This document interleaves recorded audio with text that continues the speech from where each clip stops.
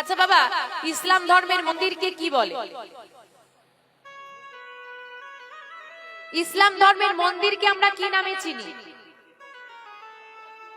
মসজিদ। মসজিদে কোনোদিন বাবা কাউকে কখনো বসে তাস খেলতে দেখেছেন? হ্যাঁ কি না? দেখেননি? আমাদের সনাতন ধর্মে বিভিন্ন দেবদেবীর মন্দিরে বসে মানুষদেরকে তাস খেলতে দেখেছেন? হ্যাঁ কি না? দেখে আপনাদের এখানেও আছে? আচ্ছা, একটা কথা ভেবে উত্তর দিন বাবা, তাসটা কোথায় খেলা হয়, ক্লাবে না মন্দিরে? হ্যাঁ, তাহলে মন্দিরটা আজকে আমাদের সনাতন ধর্মের মন্দিরগুলো ক্লাব না মন্দির?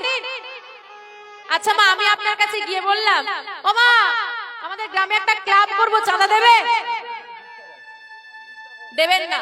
বাবা একটা মন্দির করব, চাঁদা দেবে? দেবে হ্যাঁ কি না? সবাই দেবে। বলি আরে ক্লাব করলে নিজের গাঁটের পয়সা দিয়ে করতে হবে, তার চেয়ে মন্দির কর, ওখানে বসেই তো তাস খেলবো। ক্লাব মন্দির তো একই। এখন আমরা দেখি কিন্তু প্রতিবাদ করি না, আমরা বরং তার সঙ্গে যোগদান করি। ভেবে রাখবেন বাবা, এটা কিন্তু আমাদের সমাজকে, আমাদের ধর্মকে নিম্নগামী করছে, ঊর্ধ্বগামী নয়। আজকে প্রত্যেকটা ধর্ম ঊর্ধ্বগামী, আমাদের ধর্ম হচ্ছে নিম্নগামী। ইসলাম ধর্মে রোজা মাস বলি একটা মাস থাকে, যেখানে 10 বছরের বাচ্চারাও সেই মাসটা পালন করে। করে হ্যাঁ কি না? পালন করে তো। আমাদের সনাতন ধর্মে দামোদর ব্রত আছে, দামোদর মাস আছে, কেউ পালন করে? কতজন পালন করে? ইসলাম ধর্মে ছোট ছোট বাচ্চারাও তাদের ভগবানের জন্য ব্রত রাখছে, কিন্তু আমাদের ধর্মের আজকের বহু মানুষ 50 বছরের বৃদ্ধাও সর্বস্ব খায়, একাদশী কি জানে না। বলতে লজ্জা করে বাবা এই কথাগুলো, ভাবা লাগে।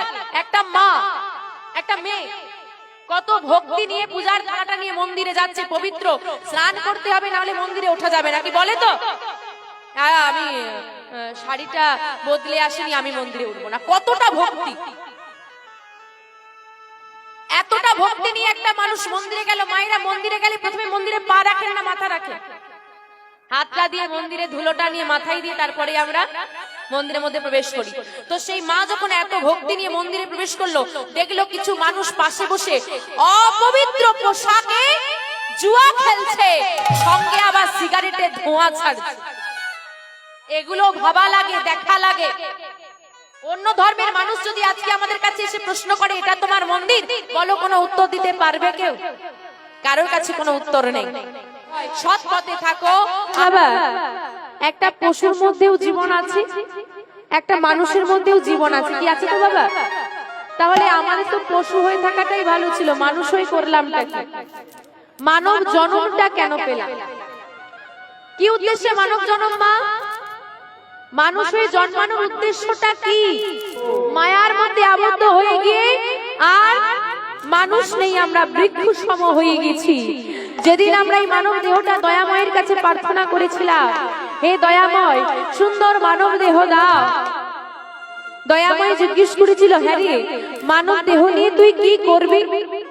আমরা প্রত্যেকে বলেছিলাম, হে দয়াময় মানব জন্ম দাও, আমরা মানব দেহ লাভ করে তোমার দাস হয়ে থাকবো।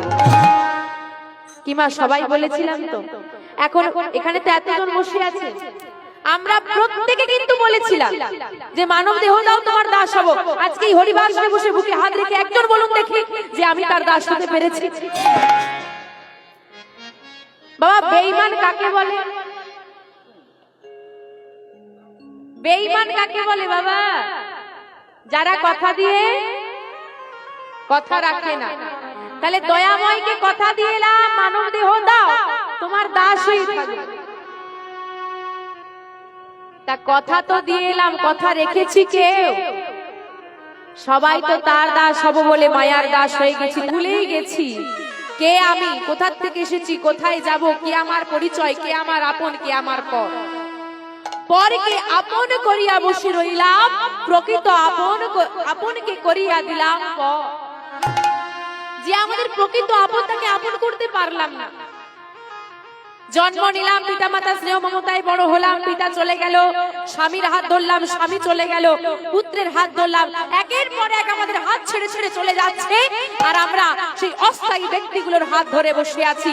কিন্তু ইহ জগতে যিনি স্থায়ী, যার হাত ধরলে আর কারো হাত ধরা লাগে না, যে আমাদের হাত ধরার জন্য বসে আছে, যে আমাদের হাত ধরার জন্য হাতটা বাড়িয়ে আছে, তার কাছে গেলাম না, তার হাতটা ধরলাম।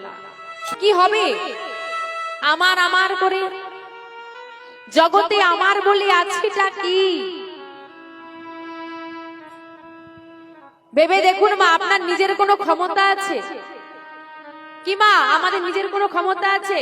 জন্মেছি অন্যের দয়ায়, বড় হয়েছি অন্যের স্নেহে, পড়াশোনা শিখেছি অন্যের টাকায়, অন্যের কৃপায়। মাস্টার মশাই শিক্ষা দিয়েছে, চাকরি পেলাম অন্যের জন্য, অন্য লোক আমাকে চাকরিটা দিচ্ছে, আবার ঘুষ দিয়ে নিতে হচ্ছে। যে টাকাটা আমি রোজগার করছি সেটাও আজ আমার কাছে, কাল অন্য কারো কাছে চলে যাবে।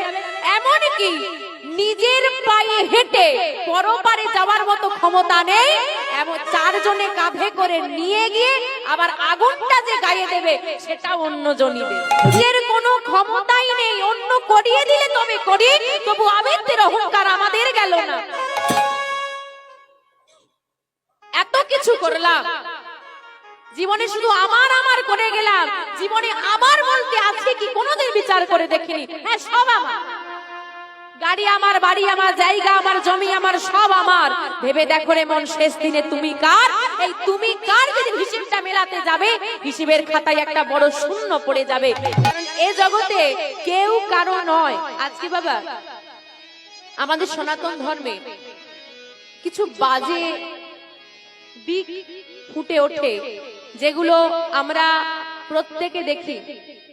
আপনারা যারা এখানে বসে আছেন, বিশেষ করে আমি বাবাদের কথা বলবো, আপনারা দেখেন, কিন্তু আপনারা কোনোদিন প্রতিবাদ করেন? আমি জানি না কতজন করেন না, বা কতজন খেয়াল করেছেন, করেননি। আবার কেউ দেখেছেন কিন্তু সেটা নিয়ে কোনোদিন ভাবেননি। আমি জানি না আপনাদের পাশটা হয় কিনা, তবু বলি দেখি। যেখানে ধর্মের স্থান ঠিক নেই সেখানে ভক্তির প্রচার তো বিলাসিতা মাত্র।